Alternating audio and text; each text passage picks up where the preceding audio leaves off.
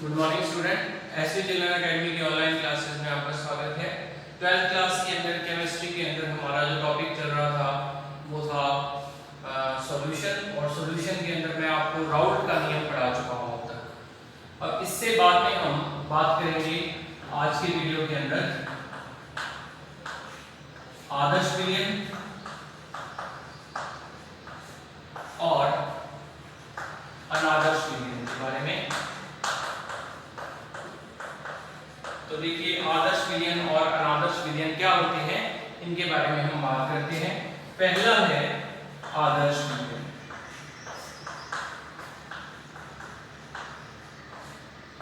ठीक है, तो देखिए आदर्श विलयन क्या होते हैं इसकी बात करते हैं। आदर्श विलयन की अगर मैं परिभाषा की बात करूं तो इसमें 3-4 पॉइंट अपने को पढ़ने पड़ते हैं। पहला पॉइंट क्या है, वे विलयन जो किसी भी ताप या किसी भी सांद्रता पर राउल्ट के नियम का पालन करते हैं उनको आदर्श विलयन कहा जाता है। ठीक है, सिंपल डेफिनेशन है। वे विलयन जो किसी भी ताप या किसी भी सांद्रता पर राउल्ट के नियम का पालन करते हैं वे क्या कहलाते हैं, आदर्श विलयन कहलाते हैं। मतलब राउल्ट के नियम का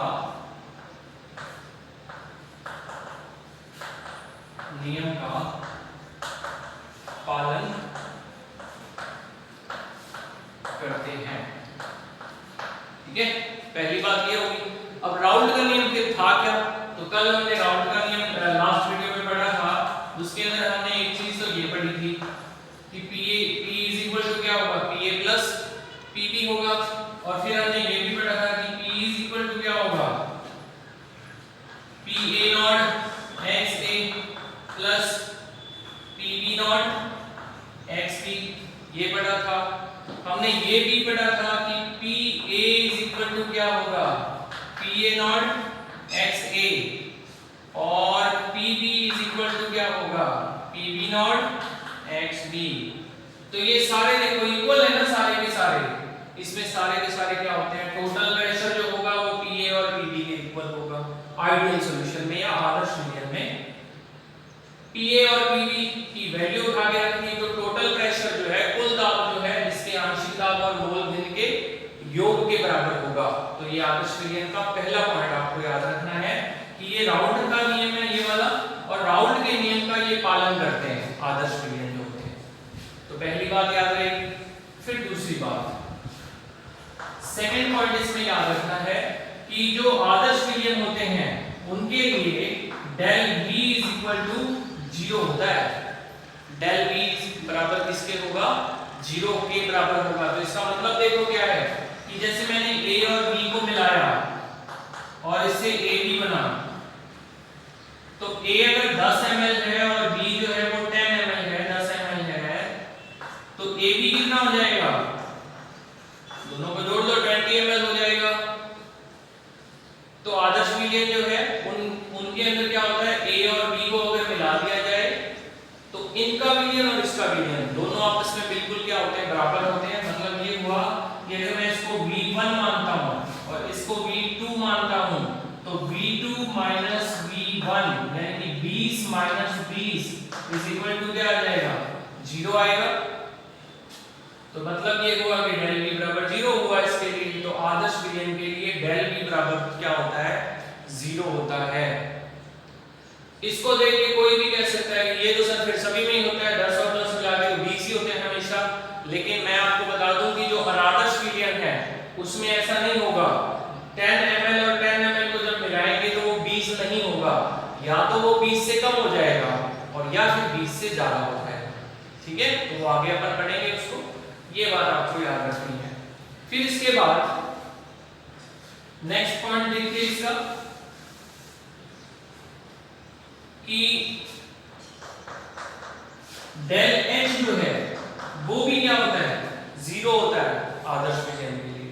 डेल H 0 होने का मतलब देखो क्या है कि जैसे A प्लस B को मिलाया AB बना, इसकी एंथैल्पी अगर H1 है और इसकी एंथैल्पी H2 है तो H2 minus H1 is equal to क्या होगा, 0 होगा। मतलब ये और ये दोनों आपस में क्या होंगे, बराबर होंगे, तभी तो 0 होगा ना।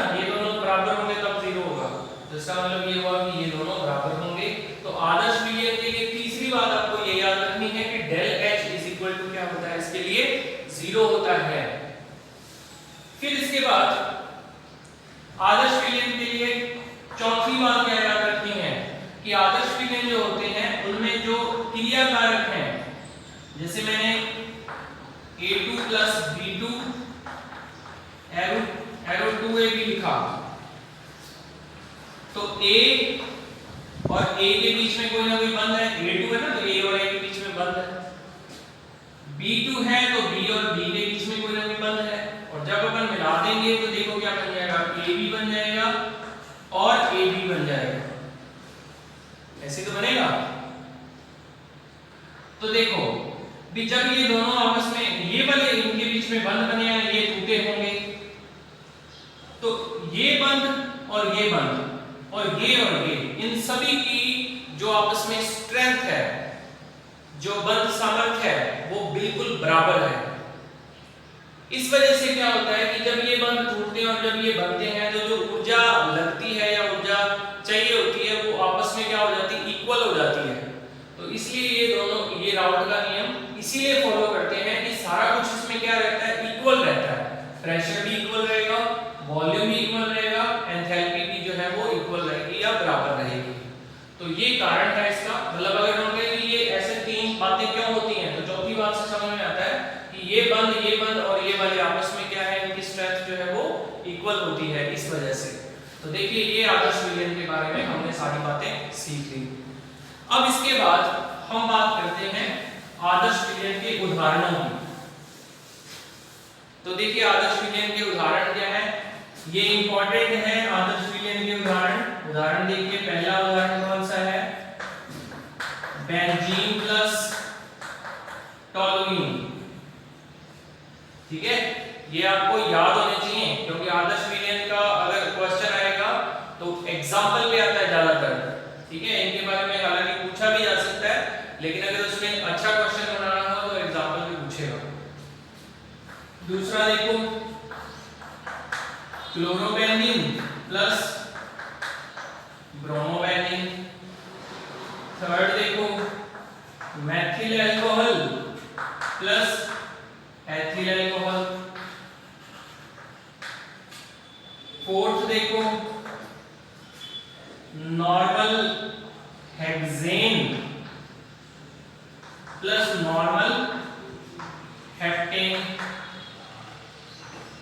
Normal hexane plus normal heptane. पांचवा उदाहरण देखो, CCl4 प्लस SiCl4। छठा उदाहरण देखो, CH double bond CH ClCl डाइक्लोरोएथिलीन, और डाइक्लोरोएथिलीन में हमने जोड़ दिया डाइब्रोमोएथिलीन। ठीक है, सातवां उदाहरण, क्लोरोब्यूटेन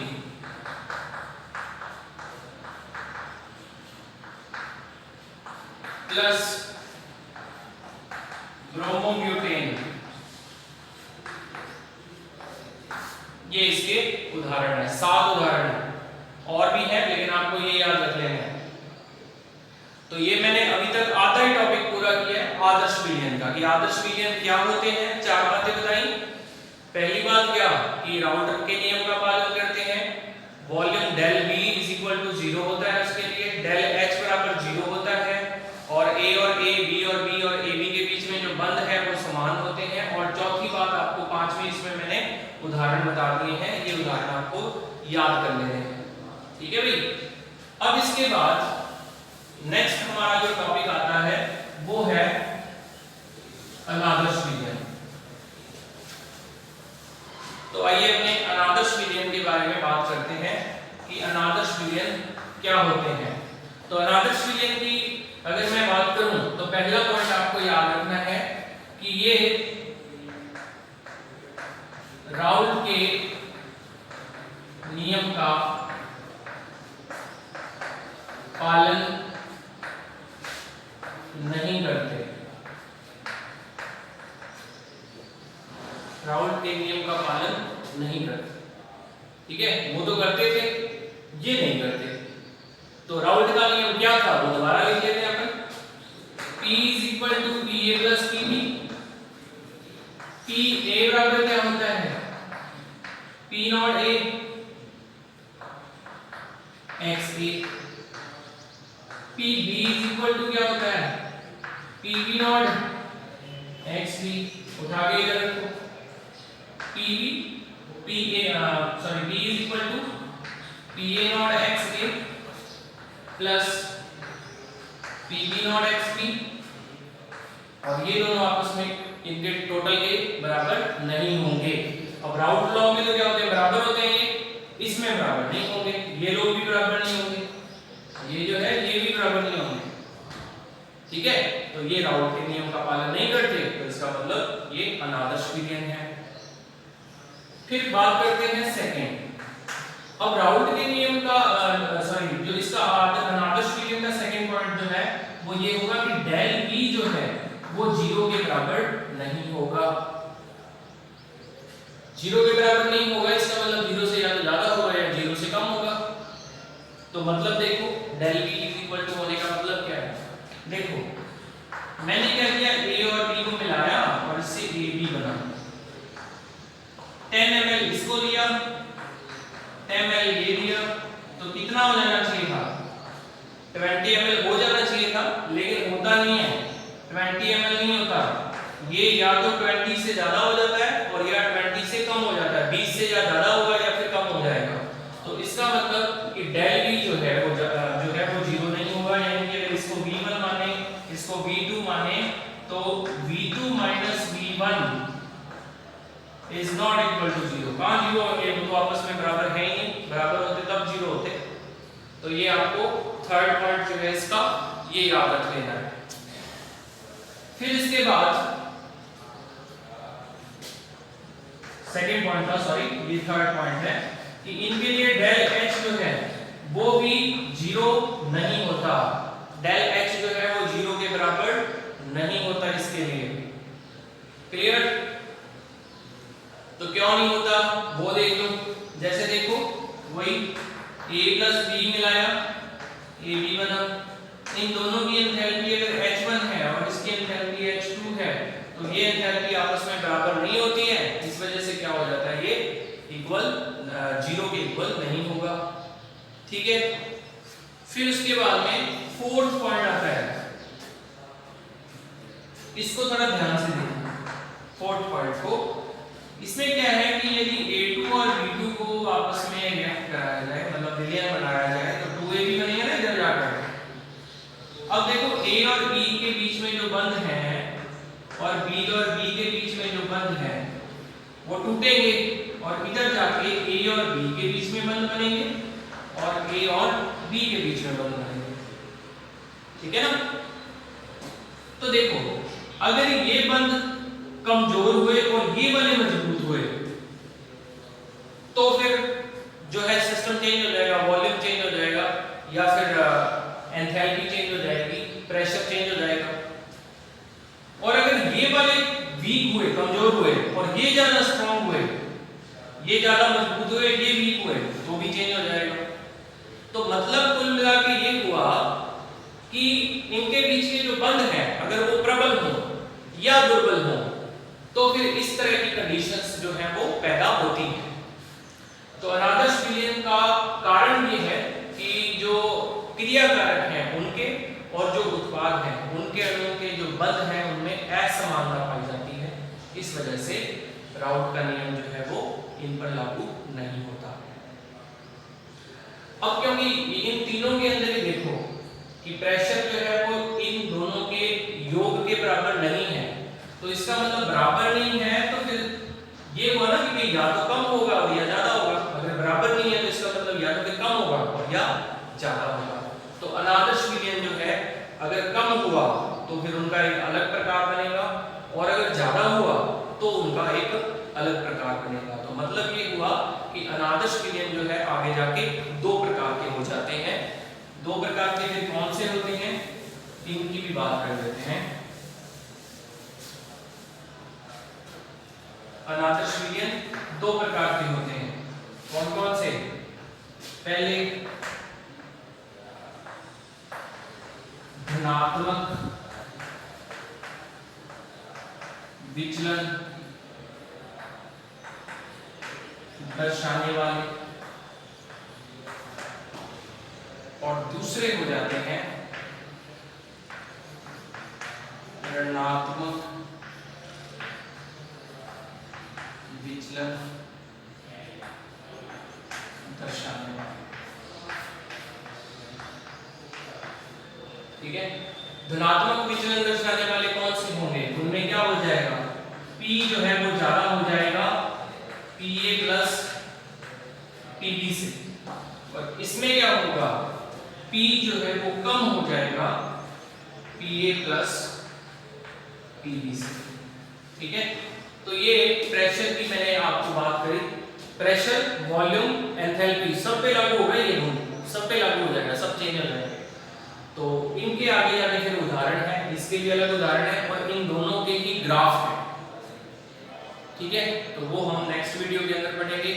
आदर्श विलयन का ग्राफ तो क्योंकि वो राउल्ट नियम का पालन करते हैं, तो जो ग्राफ राउल्ट के नियम का है वो ही आदर्श विलयन का है, लेकिन अनादर्श विलयन क्योंकि राउल्ट के नियम का पालन नहीं करते, इस वजह से इनका ग्राफ जो है वो राउल्ट के नियम से अलग होगा। तो वो हम नेक्स्ट वीडियो के अंदर पढ़ेंगे और नेक्स्ट वीडियो में मैं आपको इसके उदाहरण बताऊंगा कि इसके उदाहरण क्या है और इसका ग्राफ कैसे बनता है।